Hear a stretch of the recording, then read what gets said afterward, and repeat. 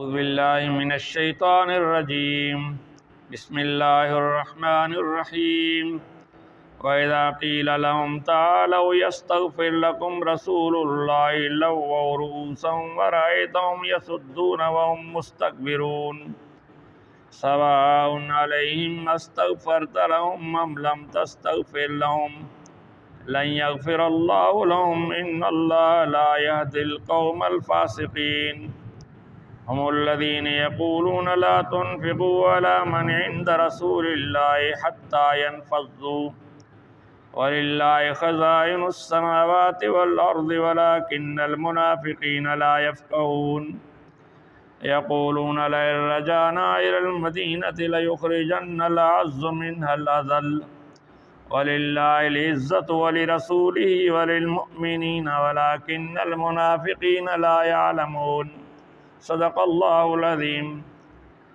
ان آیات کا تعلق بھی گزشتہ مضمون سے ہے کہ منافق عبداللہ بن ابی جو منافقوں کا سردار تھا، اس نے مسلمانوں کے بارے میں تعصب کی بات کی تھی کہ یہ ہمارے روٹیوں پر پلے ہیں، ہمارے ٹکڑوں پر پلے ہیں، پھر ہمارا مقابلہ کرتے ہیں، یعنی یہ مکہ والے مہاجر مدینہ والے انصاروں کا مقابلہ کرتے ہیں۔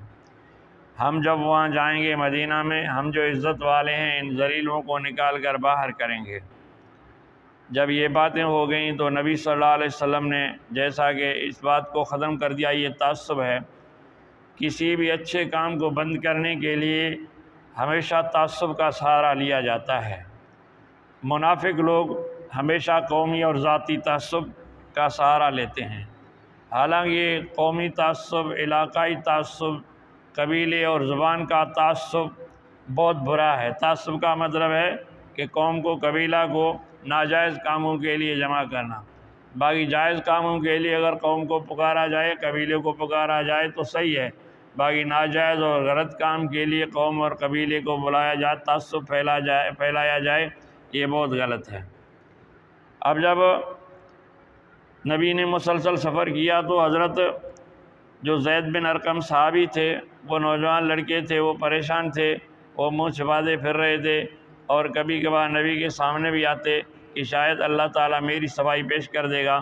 آخر کار یہ آیات نازل ہو گئیں تو نبی اکرم صلی اللہ علیہ وسلم نے اس لڑکے کے کان کو پیار سے پکڑا، کہا اے لڑکے، تو نے جو بات بتائی تھی وہ سچی تھی۔ اللہ نے یہ صورت منافقین نازل فرمایا۔ اور جب واپس وادی عقیق میں پہنچے مدینہ میں جانے کے لیے تو عبداللہ بن ابی کے منافق کا جو ایماندار لڑکا تھا، اس نے اپنے باپ کے اونٹ کو پکڑا اور اس کے ران پر پاؤں رکھا، اونٹ کو اٹھنے نہیں دیا، کہا جب تک میں اجازت نہیں دوں گا تم کو کہ تم رسول اللہ صلی اللہ علیہ وسلم اجازت تمہیں نہیں دیں۔ تو جب رسول اللہ نے دیکھا کہ بیٹا باپ کو مدینہ میں داخل نہیں ہونے دے رہا، اس کے اونٹ کو پکڑا ہوا ہے، تو کہنے لگا کیا ماجرا ہے؟ کا یہ ماجرا ہے، اور یہ مجھے بتائے کہ یہ ذلیل کس کو کہہ رہا تھا، عزت والا کس کو کہہ رہا تھا؟ تو آخر کار اس نے کہا آج میں تو بچوں سے بھی زیادہ ذلیل ہو گیا ہوں، عورتوں سے بھی زیادہ ذلیل ہو گیا ہوں، تم عزت والے ہو، محمد عزت والے ہو، مجھے چھوڑ دو۔ پھر نبی نے اجازت دے دی، وہ چھوڑا گیا۔ حضرت عمر نے کہا یا رسول اللہ، اب اللہ نے اس کی باتیں ظاہر کر دی ہیں، مجھے اجازت دو میں اس کو قتل کروں۔ نبی نے اجازت نہیں دی۔ پھر جو ہے تو کچھ وقت کے بعد صحابہ نے اس کو کہا کہ رسول اللہ سے معافی مانگ لے، تم نے یہ جو باتیں غلط کی ہیں، اللہ تعالیٰ سے ناراض ہو گیا، رسول اللہ تم سے ناراض ہو گیا، تو معافی مانگ لے۔ اس نے کہا تم نے کہا تھا ایمان لاؤ، میں ایمان لایا، تم نے کہا زکوٰۃ دو، میں نے زکوٰۃ دی ہے، اب مجھے محمد کو دینے کے لیے اور کیا ہے، کیا میں اس کو سجدہ کروں؟ یعنی پھر اس نے غرور کیا اور تکبر کیا۔ تو اللہ تعالیٰ نے فرمایا کہ منافق کو کبھی نہیں بخشا جائے گا، چاہے نبی اس کے لیے دعا مانگے یا نہ مانگے۔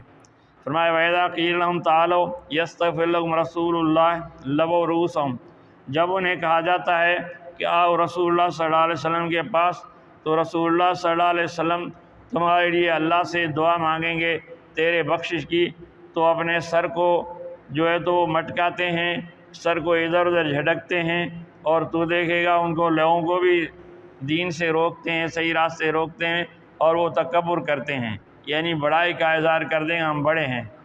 سواء علیہم استغفرت لہم ام لم تستغفر لہم، ان کے لیے برابر ہے، چاہے تو ان کے لیے معافی کی دعا مانگ یا نہ مانگ۔ یعنی اے نبی اگر تو اس کے لیے بخشش کی دعا بھی مانگے گا تب بھی اس کی بخشش نہیں ہوگی۔ لن یغفر اللہ لہم، اللہ تعالیٰ ہرگز ان کو نہیں بخشے گا۔ ان اللہ لا یہدی القوم الفاسقین، بے شک اللہ تعالیٰ قوم فاسق کو ہدایت کی توفیق نہیں دیتا۔ کچھ جلدی دنوں میں وہ بیمار ہو گیا، پھر موت کے قریب آ گیا۔ اپنے مسلمان بیٹے کو عبداللہ نے بلایا، کہنے لگا دیکھو میں نے ساری زندگی نبی کی مخالفت کی، اس ایمان کی مخالفت کی اندرونی طور پر، اب جو ہے تو شاید میں بخشا نہ جاؤں۔ جا کر نبی کو کہہ دینا کہ وہ خود آ جائے اور اپنے جبہ مبارک سے مجھے کفن پہنا دے، میرا جنازہ پڑھ دے، میرے لیے بخشش کی دعا مانگے۔ تو جب بیٹے نے باپ کی وصیت نبی کے سامنے کی، اگرچہ وہ منافق تھا، اسلام کا مخالف تھا، نبی کو بہت دکھایا، لیکن نبی مہربان ہونے کے باوجود تب بھی جنازے کے لیے جانے لگے۔ تو حضرت عمر نے کہا یا رسول اللہ یہ تو منافق ہے، یہ اسلام کا دشمن ہے، آپ اس کا جنازہ پڑھیں گے؟ جنازہ پڑھنے کا مطلب ہے ایک بخشش کی دعا مانگنا۔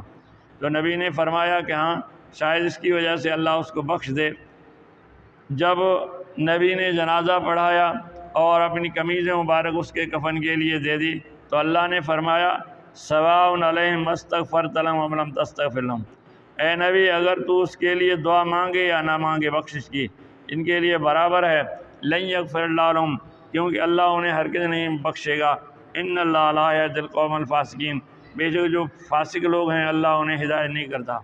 ہم الذین یقولون لا تنفقوا علی من عند رسول اللہ حتی ینفضوا، یہ وہ لوگ ہیں جو کہتے ہیں کہ رسول اللہ کے پاس جو مومن مسلمان ہیں، غریب غربا ہیں، ان کو کچھ مت دو، ان پر کچھ خرچ نہ کرو، یہاں تک کہ وہ جو ہے تو بھاگ جائیں گے یہاں سے اور مدینہ خالی ہو جائے گا۔ تو اللہ فرماتا ہے وَلِلَّهِ خَزَائِنُ السَّمَاوَاتِ وَالْأَرْضِ، لیکن اسے پتہ نہیں ہے آسمانوں اور زمینوں کے خزانے تو اللہ تعالیٰ کے پاس ہیں۔ وَلَٰكِنَّ الْمُنَافِقِينَ لَا يَفْقَهُونَ، لیکن منافق اس بات کو نہیں سمجھتے۔ یقولون لئن رجعنا إلى المدینة لَيُخْرِجَنَّ الْأَعَزُّ مِنْهَا الْأَذَلَّ، یہ وہ لوگ ہیں جو کہتے ہیں کہ اگر ہم گئے مدینہ میں تو ہم میں سے جو عزت والے ہیں وہ ذلیلوں کو مدینہ میں سے نکال دیں گے۔ آگے اللہ حقیقت بیان فرماتا ہے وَلِلَّهِ الْعِزَّةُ وَلِرَسُولِهِ، عزت تو اللہ کے لیے ہے، طاقت تو اللہ تعالیٰ کے ہاتھ میں ہے، اور اس کے رسول کے لیے عزت اور مومنین کے لیے ہے عزت۔ وَلَٰكِنَّ الْمُنَافِقِينَ لَا يَعْلَمُونَ، لیکن یہ جو منافقین ہیں یہ نہیں جانتے ہیں، یہ خود کو عزت والا سمجھتے ہیں، حالانکہ عزت والا رسول اللہ ہے، عزت والا اللہ ہے اور عزت والا مومن ہیں، اور یہ منافق ہیں۔ تو یہ اللہ تعالیٰ نے اس کی بخشش بھی نہیں کی، اگرچہ نبی نے جنازہ پڑھا، بعد میں جو ہے تو اللہ نے نبی کو منافقین کا جنازہ پڑھنے سے روک دیا، اس کے لیے بخشش کی دعا مانگنے سے روک دیا، یہاں تک کہ اللہ نے کہا اگر آپ 70 مرتبہ بھی اس کے لیے بخشش کی دعا مانگیں گے تب بھی ان کی بخشش نہیں ہوگی اور وہ ہمیشہ ہمیشہ جہنمی ہوں گے۔ تو اللہ تعالیٰ ہمیں منافقت سے بچائے۔ یہ منافق اس دن سے آج تک دنیا میں چل رہے ہیں، لیکن نبی کے دور میں ظاہر تھے، نبی کو پتہ تھا، ہمیں پتہ نہیں تھا۔ ہمیں ان کے اعمال کے ذریعے پتہ چلتا ہے کہ وہ جھوٹ بولتے ہوں گے، امانت میں خیانت کرتے ہوں گے، اور جو ہے تو جھوٹ بولیں گے، امانت میں خیانت کریں گے، اور جو ہے تو جب کوئی بات کریں گے، وعدہ کریں گے، اس پر عمل نہیں کریں گے۔ یہ منافق کی 3 بڑی نشانیاں، اللہ ہمیں ان سے بچائے اور نیک صالح بنائے۔ وآخر دعوانا الحمدللہ رب العالمین۔